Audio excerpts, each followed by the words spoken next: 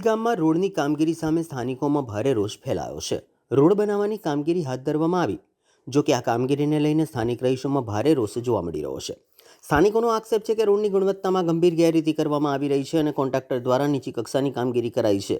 રહીશો મુજબ રોડ બનતા જ તેની સપાટી પરથી ડામર નીકળવા લાગ્યું છે. સ્થળ પરથી સામે આવેલા દ્રશ્યોમાં એક બાજુ રોડનું કામ ચાલુ હોય ત્યારે બીજી બાજુ હાથથી જ રોડ ઉખડી જતો હોવાનું જોવા મળ્યું છે. આ ઘટનાના વિડીયો સોશિયલ મીડિયા પર ઝડપથી વાયરલ થઈ રહ્યા છે. વાયરલ વિડીયોમાં રોડની નબળી ગુણવત્તા સ્પષ્ટપણે દેખાઈ રહી હોવાનું સ્થાનિકો કહી રહ્યા છે. સમગ્ર મામલે રહીશો દ્વારા પાલિકા તંત્ર પાસે કામગીરીની તાત્કાલિક તપાસ કરી જવાબદાર સામે કાર્યવાહી કરવાની માંગણી કરી છે.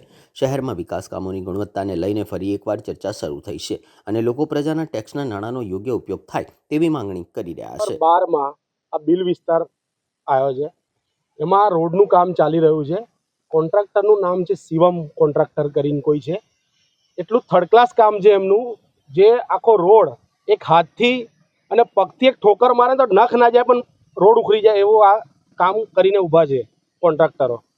હવે આ રસ્તા વરસાદનો હવે ટાઈમ આવવાનો છે, વરસાદમાં આ રસ્તો ધોવાઈ જશે અને પછી એ જ વસ્તુ કે આમાં મને એવું લાગે છે કદાચ કંઈ ટકાવારી હશે આમાં કોઈની, મને એવું લાગી રહ્યું છે કે ટકાવારી બધી ફેલાય છે આમાં, એટલે આ થર્ડ ક્લાસ કામ થાય છે, મને એવું લાગી રહ્યું છે.